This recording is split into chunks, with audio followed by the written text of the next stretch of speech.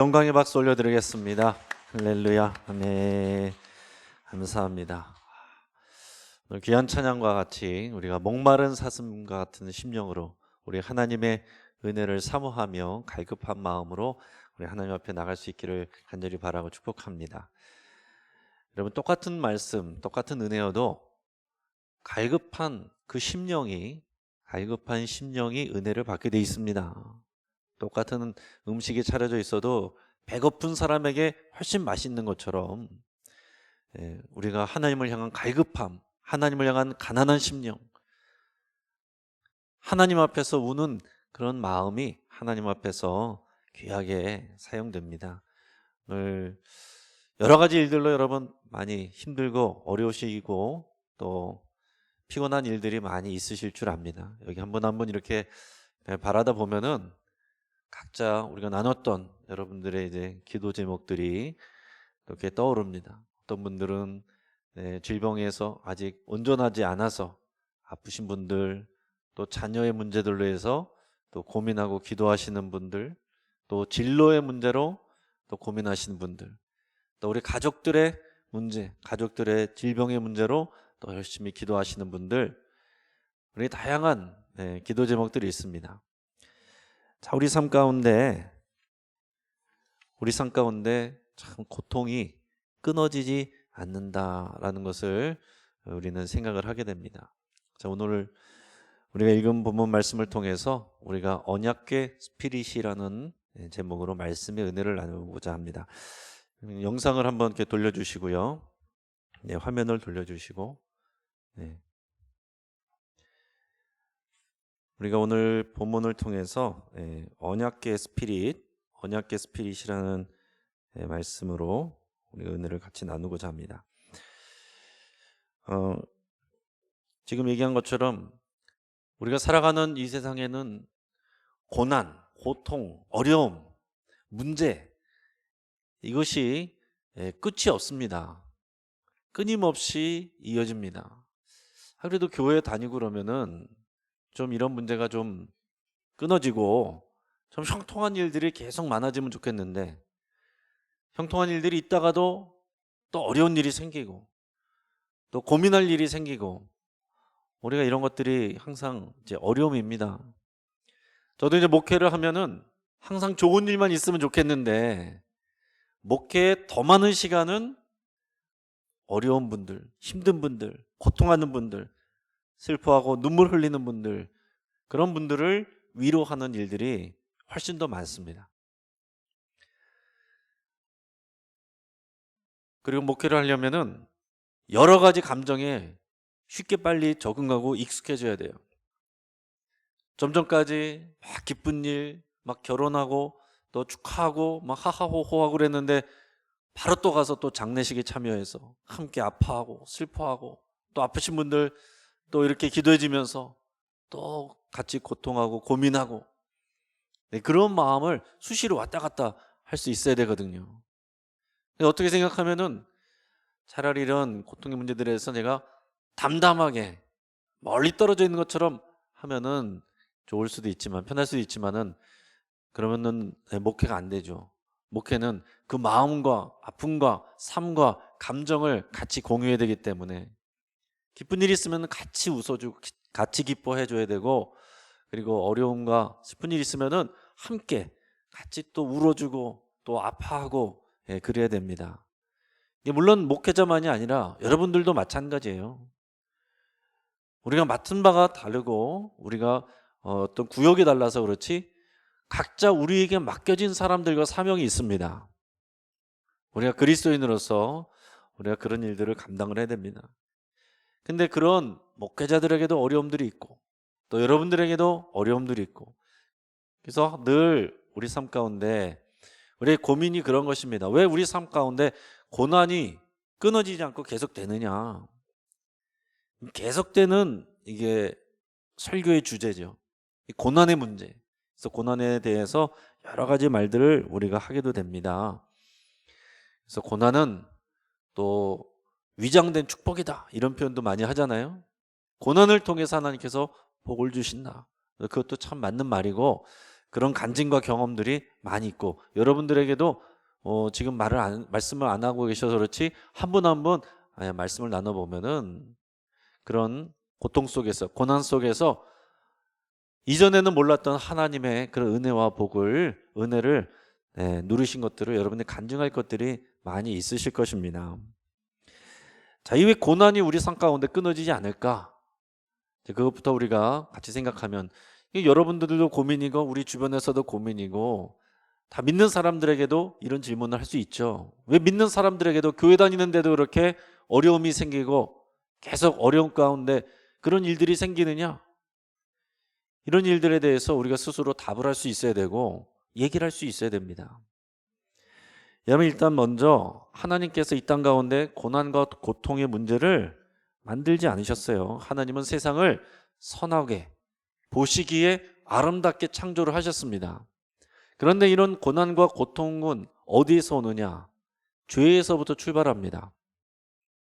죄에서부터 인간의 고통과 저주와 사망이 다 나오는 거예요. 그러니까 이 땅 가운데 죄의 문제가 다 해결되지 않았기 때문에 죄로 인해서 시작된 여러 가지 고통과 고난이 끊어지지 않는다라는 얘기입니다. 그 관점에서 여러분 먼저 생각하고 계셔야 돼요. 물고기는 물속에 살아야 되는데 물을 떠난 물고기는 고통할 수밖에 없죠. 물을 떠난 물고기는 고통할 수밖에 없어요. 맛있는 먹이가 있어도, 그거 먹고 잠깐 좋을 수는 있어도 완전히 만족할 수가 없습니다. 그러니까 지금 그런 물고기에는 뭔가 새로운 것을 시도하고 경험하고 새로운 것을 먹는 것이 중요한 것이 아니고 가장 중요한 건 뭡니까? 물로 돌아가야 되거든요. 바다 물고기는 바다로 돌아가야 되는 거예요. 그러니까 인간의 고통은 죄에서부터 왔고, 죄로 인해서 하나님과 분리되고 떨어졌어요. 그렇기 때문에 고통이 끊임없이 오는 것입니다. 그래서 사람에게 제일 먼저 중요한 것은 뭐냐? 우리의 생명의 근원인 하나님께로 돌아가야 되는 것입니다. 하나님께로 돌아가야 우리가 모든 문제가 풀어지는 시작이 되는 거예요. 그러니까 다른 표현으로 하면은 죄로 인해서 우리가 하나님으로부터 떨어지고 단절이 되었는데, 그 이후로부터 하나님이 하시는 일은 뭡니까? 우리를 되찾아 오시는 거예요. 회복하시는 일을 하시는 겁니다. 그게 하나님의 일하시는 구속사라고 하는 거죠. 구속사, 구원하시는 하나님의 역사. 그러니까 우리가 이 세상을 바라볼 때, 우리 믿음의 눈으로 볼 때는 이 세상의 모든 일들은 하나님의 구속사예요. 하나님께서 우리 인간들을 되찾으시고 회복하시고 이 자연을 치유하시고 회복하시고 원래의 상태로 새롭게 창조하시는 그 회복의 역사, 구원하시는 역사, 그것이 지금의 우리의 세상에 돌아가는 역사입니다. 그게 우리가 믿음의 눈으로 그렇게 바라봐야만, 성경이 그렇게 가르쳐주고 있기 때문에 그렇게 바라봐야만 우리의 인생의 해석이 되고 세상의 해석이 되고, 저 사람은 왜 저래? 그 사람도 해석이 되고 하는 것입니다. 나는 구원받았으니까 됐지 끝이 아니고 하나님께서 우리를 회복시킨다라는 것이죠. 그렇게 하는 일들 가운데 하나님께서 우리에게 이런 고난과 고통을 사용을 하십니다. 고난과 고통을 사용을 하세요. 그러니까 우리가 그것을 기억해야 됩니다. 하나님께서 우리에게 고난과 고통을 왜 제거하시지 않느냐? 왜 고난과 고통을 제거하시지 않느냐? 우리가 아직 죄성이 있기 때문에 우리 삶에 고난과 고통이 없으면 하나님 앞에 엎드리지를 않아요. 하나님 앞에 진정한 마음으로 나오질 않습니다. 여러분 스스로 솔직하게 곰곰이 생각해 보십시오.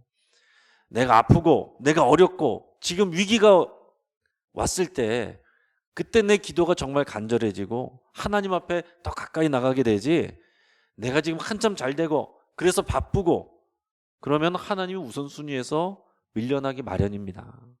밀려나기 마련이에요. 여러분, 이것은 늘 반복되는 일들입니다. 그러니까 여러분, 하나님 입장에서 여러분 한번 생각하고 바라보세요. 복을 주면 하나님에게서 멀어지고, 가까워지기 위해서는 고난과 고통 가운데 하나님께서 허락하고 내버려 두시는 거예요. 그러면 고통 가운데 다시 오는 거죠. 탕자의 비유가 그런 모습 아닙니까? 하나님께서 아버지가 기다리는 겁니다. 집 나간 아들이 아버지를 떠나 처음에는 좋았지만은 그러나 결국엔 고난과 고통 속에 가는 거예요. 하지만 그 고난과 고통이 있었기 때문에 돈도 다 잃어버리고 사람들에게 무시받고 상처받고 배고프고 그랬기 때문에 아버지를 생각하게 된 것입니다. 자, 고난은 그럴 때 유의미하게 된다는 거예요. 우리가 경험하는 고난과 고통을 통해서 우리가 하나님을 생각하게 되고 하나님을 찾게 되고 하나님 앞에 나와서 우리의 신앙을 회복하게 되는 거. 이게 하나님이 하시는 일입니다. 그러니까 이 땅 가운데 죄의 문제가 완전히 해결이 되지 않기 때문에 고난과 고통의 문제도 계속됩니다. 하나님의 구원하시는 일들은 계속이 되고 있고 하나님께서 고난과 고통을 사용하신다라는 얘기예요. 자, 그런데 저와 여러분은 이미 구원을 받았어요. 그러면 이제 더 이상 고난과 고통이 없어야 되는 거 아니냐? 우리가 이런 생각을 할 수 있습니다. 그러나 구원이 끝이 아니다 라는 것을 우리가 생각을 해야 됩니다. 한국 교인들 가운데 신앙적으로 이해를 하지 못하고 고난이 문제가 오면은 시험에 들고 넘어지는 분들이 많이 있는데 뭘 착각하고 있느냐? 구원이 끝이라고 생각하기 때문에 잘 넘어지는 것입니다. 하나님을 이해하지 못하는 거예요. 자, 하나님께서 우리를 회복시키신다는 것은 우리를 구원하는 거, 하나님의 자녀로 다시 관계 회복하는 거, 그게 끝이 아니다라는 거죠. 그게 끝이 아니라 하나님을 닮아가게 하는 것입니다. 하나님을 닮아가게 하고 하나님이 하시는 일을 우리가 맡아서 우리가 하기를 원하시는 거예요. 그거를 여러분 생각하셔야 되는 겁니다. 그렇기 때문에 교회만 왔다 갔다 해서는 이 하나님의 그 하시는 일들을 온전히 이해할 수가 없고 거기에 참여할 수가 없습니다. 그래서 결국에는 하나님께서 한 사람 한 사람, 저와 여러분들 한 사람 한 사람, 또 온라인으로 보시는 여러분들 한 사람 한 사람, 이 자리에 참여하고 있지 않는 한 사람 한 사람 향한 하나님의 계획을 진행해 가시는데, 하나님의 계획은 우리를 구원하여서 하나님의 자녀가 되게 하실 뿐만이 아니라 우리를 성숙하게 만들고 우리를 거룩한 백성이 되게 하고 더 나아가서 우리에게 사명을 주셔서 하나님을 대리하는, 이 세상에서 하나님의 뜻을 이루어가는 하나님의 대리자로서 사명자로서 살아가게 하시는 것, 이게 하나님의 뜻이다라는 것입니다.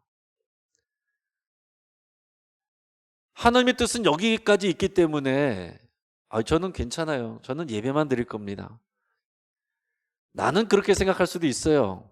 그렇지만 하나님은 그렇게 내버려 두시지 않는다라는 얘기입니다. 그래서 사람들은 왜 자꾸 교회 다니면서도 이런 고통과 고난의 문제가 올 때 이해를 하지 못하고 넘어지느냐? 사람들은 우리 인생의 목적을 행복이라고 생각하기 때문에 그렇습니다. 행복하기 위해서, 하나님을 믿는 것도 우리가 행복하기 위해서. 그런데 우리가 고통과 고난의 문제가 오면 행복하지 않으니까 하나님 뭐 하는 겁니까? 하나님 살아 계십니까? 이렇게 되는 거죠. 그건 내 생각이고, 하나님은 우리의 인생의 목적이 우리가 생각하고 추구하는 그런 행복이 아니고, 방금 말씀하신 것처럼 하나님을 닮아가서 하나님의 기뻐하시는 뜻을 행하는 겁니다. 그것을 한마디로 표현하면 거룩이다, 이렇게 표현할 수 있습니다. 따라해 보겠습니다. 인생의 목적은 행복이 아니라 거룩입니다. 네, 여러분 잘 순서 정확하게 하셔야 됩니다. 거룩이 아니라 행복입니다, 이렇게 하면 안 되고 행복이 아니라 거룩입니다, 이렇게 하셔야 돼요. 다시 한번, 인생의 목적은 행복이 아니라 거룩입니다. 자, 이 출애굽 역사를 여러분 보시길 바래요. 이 출애굽 역사도 마찬가지입니다. 자, 출애굽 역사를 통해서 보면 출애굽기 역사에서 우리가 구원받는 것은 뭐에 해당되냐면은 그 10가지 재앙 끝에 출애굽하는 내용이죠. 10가지 재앙 끝에 출애굽하는 내용입니다. 애굽에서 빠져나오는 거, 그게 구원받은 거예요. 양의 피를 발랐을 때 그 피 아래서 그 생명을 건짐받은 거, 그리고 그 애굽을 빠져나오는 거, 자, 그게 우리 개인의 구원이에요. 그런데 여러분 출애굽기에서 보면 거기까지의 과정은 출애굽기에서 한 30% 정도밖에 안 됩니다. 나머지는 뭐예요? 광야 이야기예요. 그러니까 여러분 우리가 구원받고 그 다음에 나머지는 뭐가 기다리고 있겠습니까? 광야가 기다리고 있는 거예요. 약속의 땅으로 바로 들어가는 것이 아니라 광야로 들어간다는 것이죠. 이게 하나님의 구속사의 과정이에요. 자, 그래서 사람들이 교회 다니면서 잘 시험에 드는 이유가 아니 내가 예수님을 믿고 교회를 다니는데 내가 예배도 드렸는데 기도도 했는데 헌금도 냈는데 왜 나한테 이런 일이 일어납니까? 여러분을 광야로 인도하시는 겁니다. 광야는 뭐 하는 것입니까? 따라하겠습니다. 광야는 학교입니다. 다시요. 광야는 학교입니다. 그러니까 광야에서 겪는 고난의 문제는 뭡니까? 수업이 되는 거예요. 고난은 수업이에요. 따라하겠습니다. 고난은 수업입니다. 자, 우리 인생에서 우리가 해결할 수 없는 고난의 문제가 오면 이것은 하나님께서 우리에게 훈련시키시고 가르치시기 원하는 과목이 있는 거예요. 이것을 통과해야만 우리가 그 문제가 진짜 해결이 되는 것입니다. 그 문제를 통과하지 않고 돌아가면, 피하기만 하면 또 다른 똑같은 문제가 오게 되어 있습니다. 그래서 여러분 교회 잘 옮겨 다니신 분들은 그런 표현 하는 경우들이 있습니다. 여기서도 또 그러네. 여기서도 이런 사람 또 있네. 그러고 또 다른 교회로 가려고 그러는 거예요. 그런 사람이 없는 교회를 찾아내는 게 그에게 필요한 것이 아니고 어디 가나 그런 사람은 있는 것입니다. 그 사람을 통해서 내가 훈련되고 내가 성숙해지고 내가 배워야 될 하나님의 수업을 배우는 거, 그게 하나님께서 우리를 인도하시는 방법입니다. 피하면 안 되고 그 상황 가운데서 그 자리를 지키면서 내가 변화가 돼야 돼요. 내가 성숙해져야 됩니다. 그래서 광야의 시간이 70%라는 것은 우리가 구원받은 이후에 70% 이상은 성숙해져가는 과정이다라는 거죠. 아우 저는 다른 교회에서 이미 제자 훈련 다 받았어요. 성격 공부 다 끝났어요. 그런 문제가 아니다라는 겁니다. 성격 공부 좀 했다고 해서 우리가 성숙한 게 아니죠. 여러분 성경 말씀 우리가 많이 듣고 설교를 많이 들었어도 오늘 그걸 내가 살아내느냐? 그게 문제인 거죠. 그게 문제인 것입니다. 자, 광야에서 배우는 것, 처음에 뭘 배웠겠습니까? 광야에서 배우는 것은 첫째로 배우는 것은 뭡니까? 순종을 배우는 거예요. 순종. 불기둥 구름기둥을 따라가는 거, 그거 참 피곤한 일입니다. 묻지도 따지지도 말고 순종하는 것을 가르치는 거예요. 먼저 불기둥 구름기둥이 떠올라서 가면은 출발하고 또 멈추면은 거기서 또 천막치고 거기서 지내고. 아니 도대체 언제까지 일을 하는 것입니까? 정확하게 스케줄을 알려주세요. 이게 우리의 마음이지만 하나님은 광야에서 너희는 침묵하고 나를 따라와라. 결정은 내가 한다. 이거 가르쳐 주시는 것입니다. 그래서 광야에서는 또 뭘 배우느냐? 그 과정 가운데서 하나님의 스피릿을 가르쳐 주십니다. 이제 스피릿이라는 영어를 쓰는 이유는 뭐냐면 이게 우리말로 표현하기에는 너무 여러 가지 의미를 다 담고 있어서 그런 거예요. 그러니까 하나님의 정신, 하나님의 철학, 하나님의 마음, 하나님의 뜻, 하나님의 계획, 하나님의 통치 이념, 통치 원리 이런 것들을 다 포함한 말을 스피릿이라고 표현을 한 것입니다. 하나님의 정신, 하나님의 마음, 그러니까 하나님이 뭘 원하시는지, 하나님이 어떤 분이신지 그걸 어떻게 가르쳐 주시냐면 구체적으로 가르쳐 주신 것이 하나님께서 시내산 밑에서 십계명과 율법을 주신 거예요. 아예 구체적으로 글로써 보여주신 겁니다. 너희는 이렇게 이렇게 살아라. 내가 거룩하니 너희도 거룩하라. 내가 거룩하니 너희는 죄가 있으면 빨리 죄 문제를 해결하고 나와의 관계를 회복해라. 이거 가르쳐 주시는 거예요. 그래서 내가 그 언약을 잘 지키겠습니다. 율법을 지키겠습니다. 약속하는 거, 그게 언약을 맺은 거예요. 그래서 우리를 언약 백성이라고 하는 것이고 그것이 옛 언약, 구약의 말씀입니다. 새 언약은 그 언약을 다 지켜서 말씀을 율법을 지켜서가 아니고 예수님을 믿음으로써 하나님의 언약 관계 안에 있는 거죠. 자, 그래서 우리가 하나님의 뜻을 알고 배우는 거, 그 다음에는 뭡니까? 예배를 배워요. 성막을 배웁니다. 출애굽기에서. 그러니까 온전한 예배자가 되는 거죠. 예배에 빠지지 않아서 되는 부분이 아니고 온전한 예배자. 교회에서도 예배하지만 교회 나가면서 더 예배자로 사는 거, 이게 하나님이 원하시는 것입니다. 예배를 해치우는 것이 아니라 예배자의 마음으로, 예배자의 정신으로 살아가는 거, 이게 하나님께서 우리에게 가르쳐 주시기 위한 것이에요. 그래서 광야 가운데서 우리를 인도하시는 것입니다. 그래서 여러분, 우리가 고난을 겪고 어려움을 겪으면 예배가 회복이 돼요. 기도가 회복이 되고. 그래서 우리가 회복 캠페인 할 때 예배를 회복하겠습니다, 기도를 회복하겠습니다, 하나님과의 관계죠. 사랑을 회복하겠습니다, 가정을 회복하겠습니다, 사명을 회복하겠습니다. 이것은 우리의 성숙해져서 우리가 하나님 앞에 쓰임받는 그 다음 단계입니다.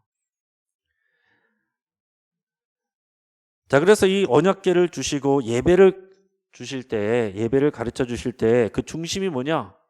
성막이었습니다. 성막. 이 성막 정신이 굉장히 중요한 것인데요.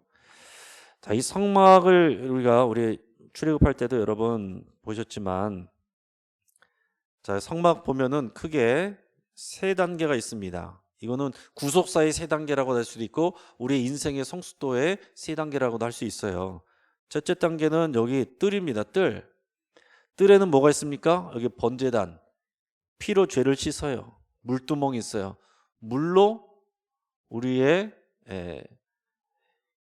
육체적인 소욕을, 그것을 씻는 것입니다. 그러니까 여기서는 죄짓고 회개하고 우리 하나님 앞에 다시 서는 거, 기초적인 과정을 겪는 것입니다. 그 다음에 성소로 들어가는 것은 여기는 제사장들이 들어갈 수 있어요. 제사장들이 가서 여기서는 떡상이 있고 등잔이 있고 여기는 분향단이 있습니다. 그래서 말씀과 성령의 공급을 받는 단계예요. 하나님의 공급을 받아요.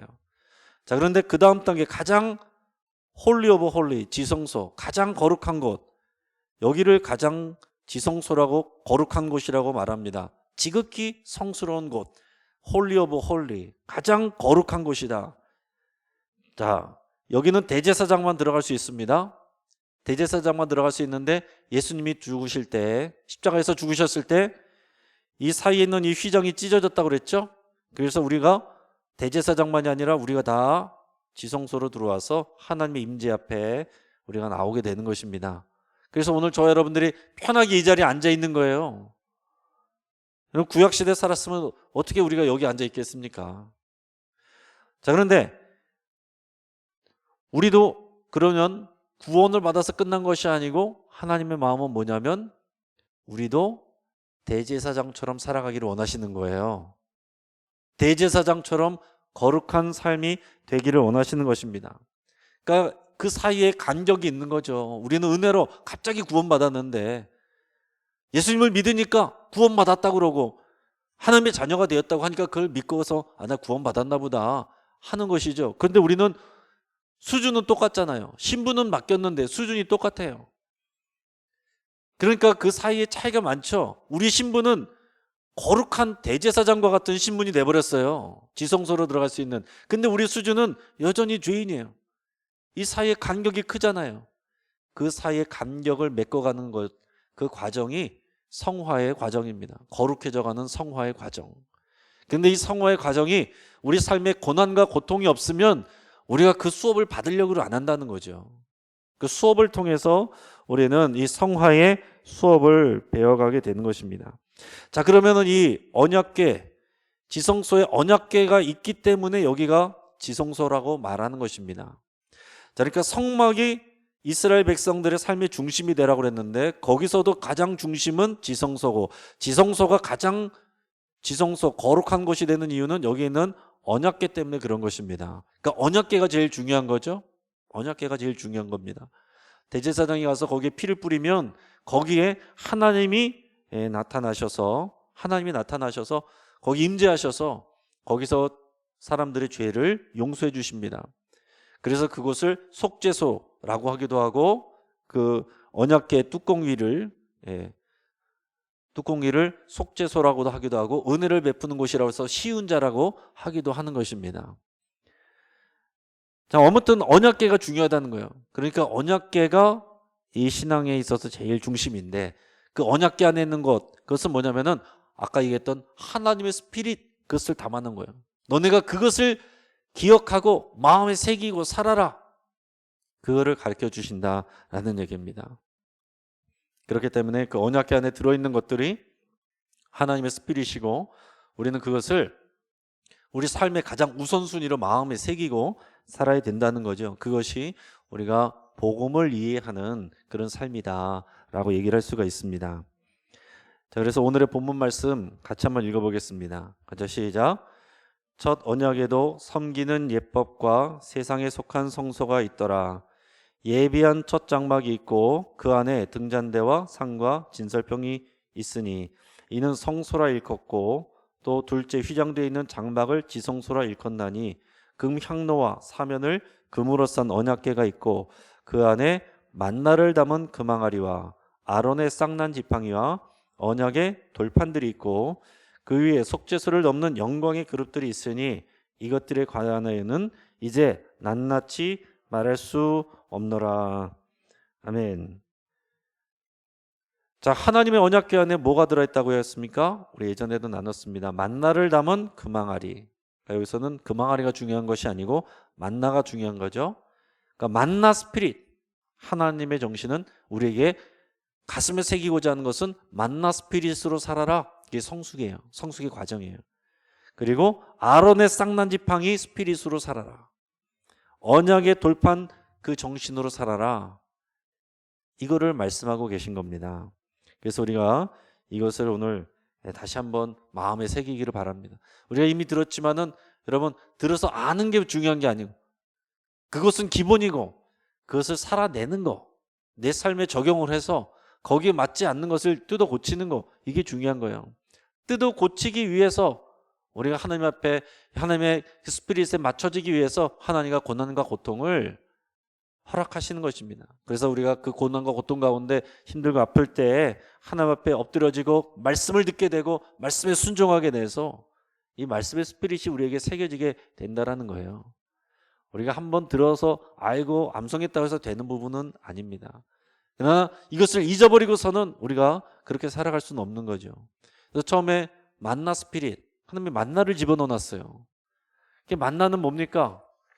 만나는 하늘에서 하나님께서 주신 양식이잖아요. 하나님께서 주신 양식입니다. 그래서 이스라엘 백성들에게 가르쳐 주시고자 한 건 뭡니까? 내가 진정한 공급자다. 여호와 하나님이 진정한 공급자다라는 것을 가르쳐 주시는 거예요. 여러분 한번 따라하겠습니다. 하나님이 나의 진정한 공급자이십니다.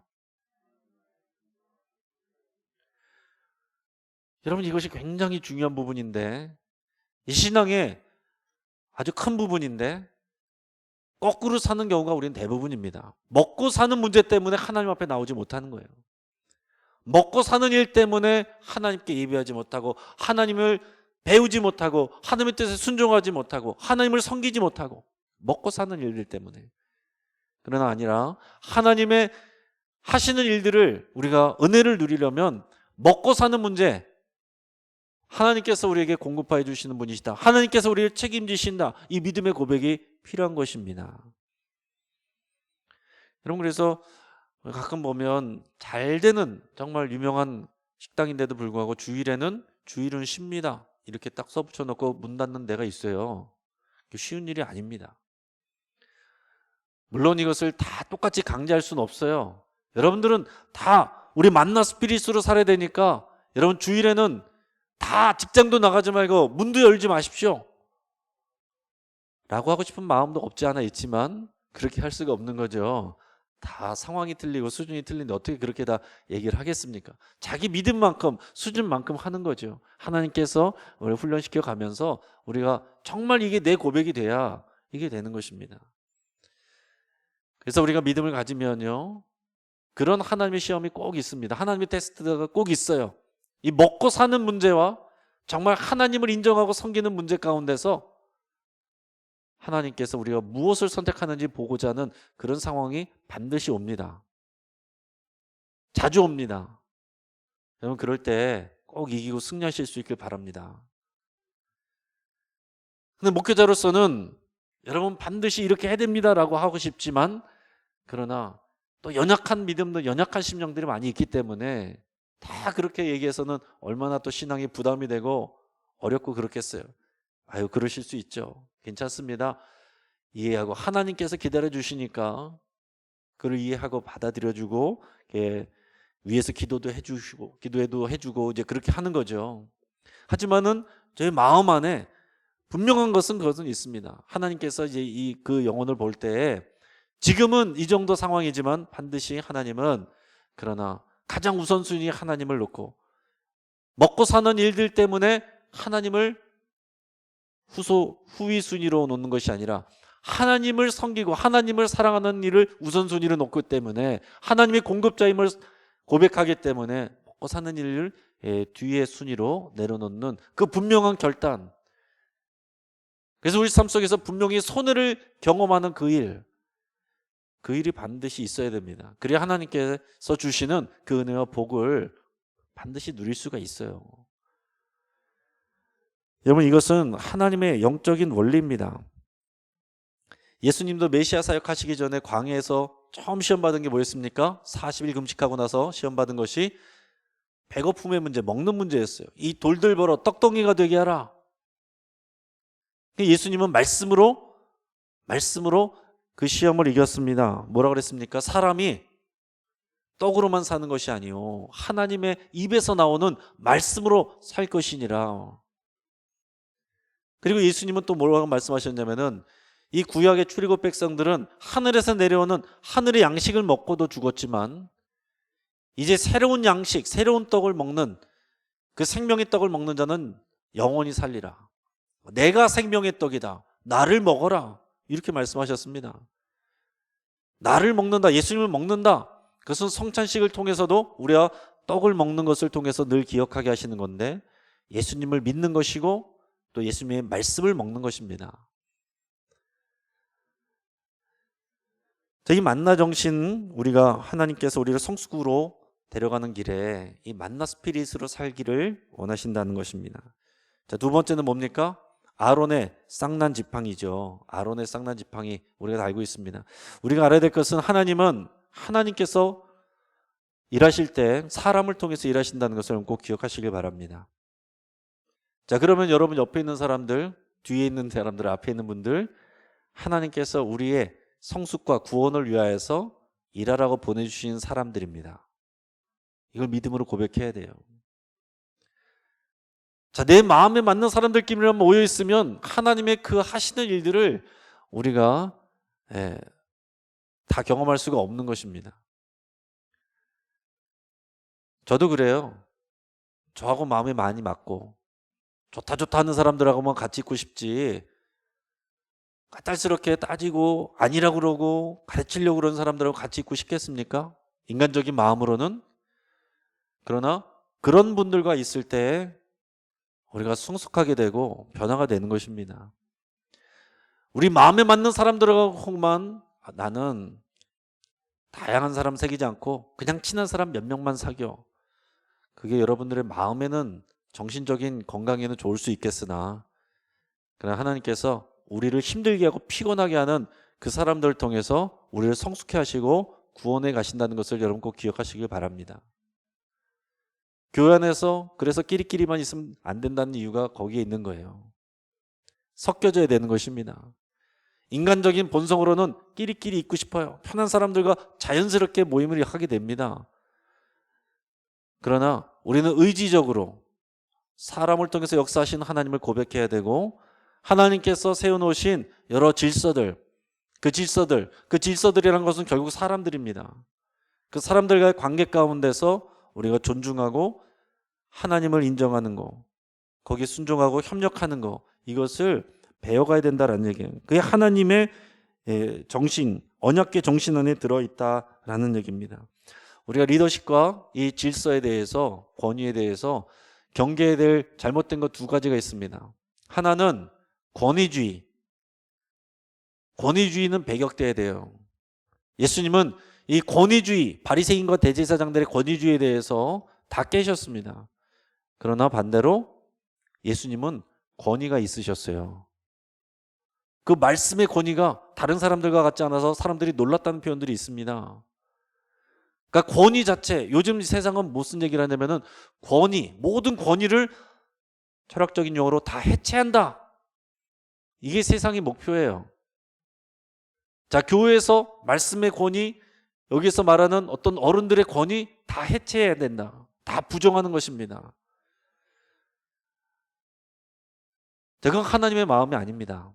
하나님은 하나님께서 주신 사람들과의 관계 가운데서 그 제도와 질서를 존중하는 것, 특히 교회 안에서의 영적인 질서를 존중하는 것, 이것을 통해서 우리를 성숙하게 만들어 가십니다. 그러니까 여러분, 우리 안에 여러 가지 이런 리더십과의 관계들이 있어요. 그것을 여러분 생각하셔야 됩니다. 예수님은 섬김으로써 제자들의 발을 씻기는 것을 통해 그 권위를 드러내셨습니다. 이게 진짜 권위다. 사랑하는 사람들을 위해서 오히려 나를 이해해 주지 못하고 미워하고 십자가지라고 그렇게 소리치는 사람들을 위해서 죽으시는 모습으로 예수님의 권위를 보여주셨습니다. 자, 교회 안에서 내가 더 높은 자리에 오겠다, 내 말이 더 맞다, 너희는 무조건 내 말을 들어라, 이 권위주의죠. 이거는 하나님에게서 오는 것이 아닙니다. 교회는 스스로 세우는 것이 아니고 다른 사람들이 세워주는 거예요. 이것을 우리가 잘 기억을 해야 됩니다. 한국 교회 안에 이런 결국엔 질서와 권위 문제 때문에 얼마나 많은 교회가 찢어지고 갈등을 겪는지 모릅니다. 원로 목사님과 새로운 담임 목사의 관계가 좋아야 돼요. 원로 목사님하고 담임 목사가 관계가 안 좋으면 교회 자동으로 깨지는 것입니다. 원로 목사님 다른 사람들, 새로운 목사님 다른 사람들, 한국 교회 깨지고 갈등 겪는 대부분의 교회가 다 그렇습니다. 그래서 여러분들이 기도해 주셔야 되는 거예요. 원로 목사님과 새로운 목사님이 서로를 사랑하고 서로를 섬기는 그런 교회가 되어야 되고, 그것을 위해서 여러분은 기도하셔야 됩니다. 또 담임 목사님과 당회원들 간의 관계가 좋아야 돼요. 서로 주도권을 주려고 싸우면 그 교회 깨지는 것입니다. 또 장로님들과 안수 집사님들과 사이가 관계가 좋아야 돼요. 안수 집사님들에 대해서 장로님들은 인정해주고 존중해주고 세워주고, 안수 집사님들은 장로님들을 존경해주고 따라주고 순종해주고, 이거를 거꾸로 가면은 교회는 어려워지는 것입니다. 많은 어려운 교회들은 장로님들과 안수 집사 사이의 관계가 안 좋아요. 안수 집사님들은 장로님들 하는 것을 마음에 안 들어하고 항상 공격을 하고 문제를 제기하고, 그런 장로님들은 그런 안수 집사님들을 힘으로 권위로 누르라고 당의 말을 들어, 그렇게 하면서 교회는 어려워지는 것입니다. 또 부서 교역자들하고 교사들하고 관계가 좋아야 돼요. 다 영적인 질서입니다. 교구장과 구역장, 구역원들과의 관계가 좋아야 되고 그 질서를 잘 지켜야 됩니다. 자, 그러나 그 질서 안에서 융통성은 있어야죠.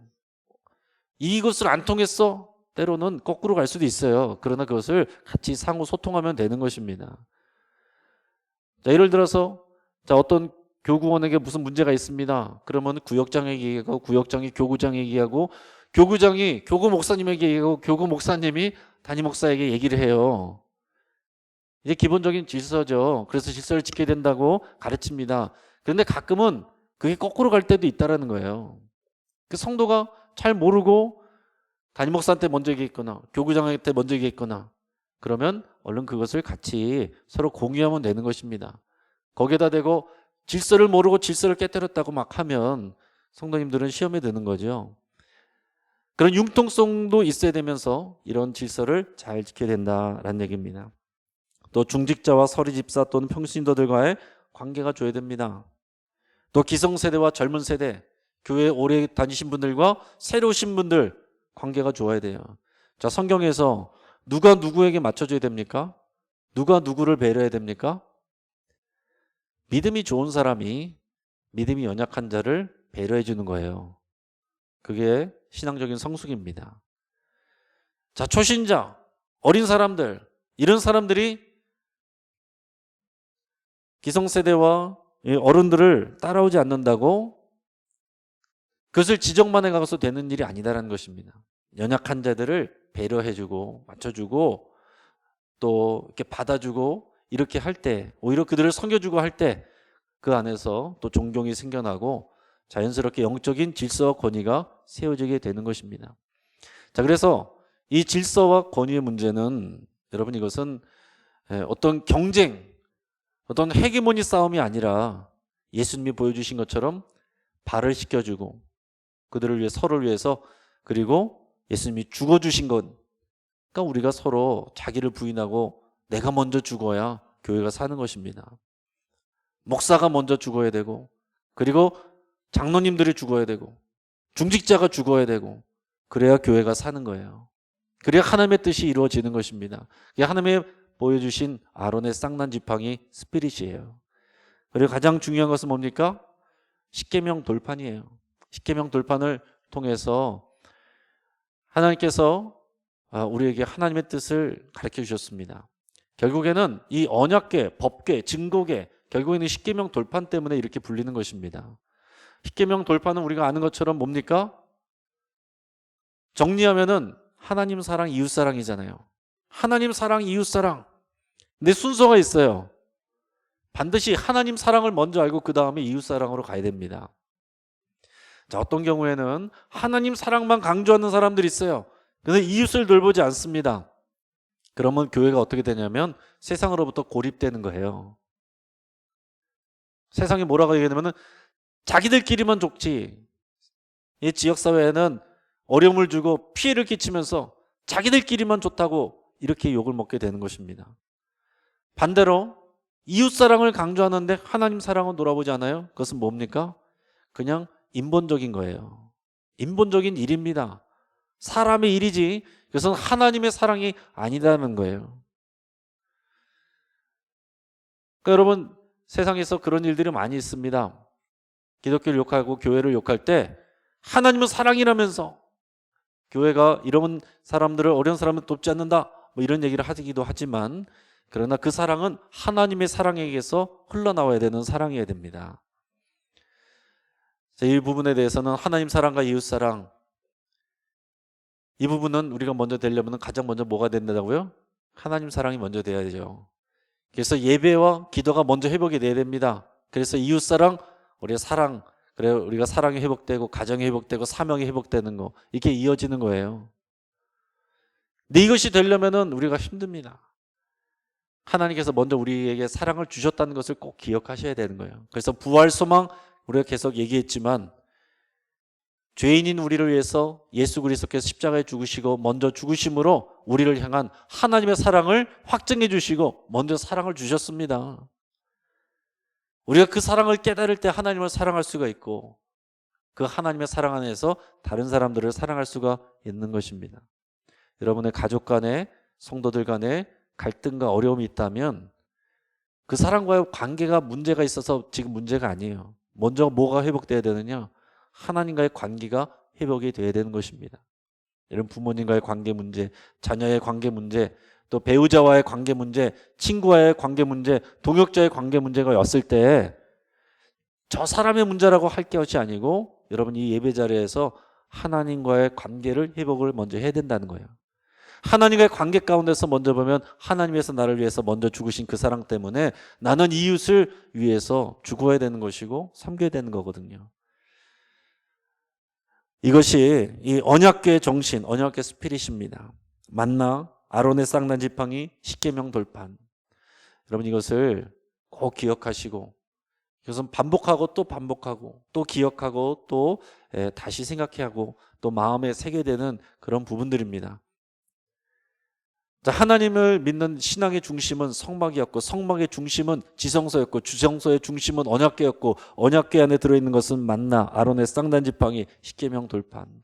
이 의미를 마음에 새기고 언약궤 스피릿으로 살아가는 저 여러분 되기를 주의 이름으로 기도합니다. 같이 한번 기도하겠습니다. 하나님, 오늘 우리가 들은 말씀을 기억하게 하시고 마음에 새기게 하시고 그 말씀을 따라 살게 하여 주옵소서. 우리가 가끔 들려서 예배하는 자가 아니라 이 언약궤 스피릿으로 살아가는 하나님의 성숙한 백성 되게 하시고 하나님이 이 성숙한 자리로 인도하시기 위해서 우리 삶 가운데 여러 가지 고통과 고난과 아픔들을 허락하시는 하나님, 그것을 통해서 우리를 가르치신 하나님, 또 우리 하나님을 인정하고 또 의지하고 신뢰하게 하여 주옵소서. 예수 그리스도의 이름으로 기도합니다. 아멘. 우리 함께 찬송가 440장 주신 말씀 생각하면서 함께 찬양하겠습니다.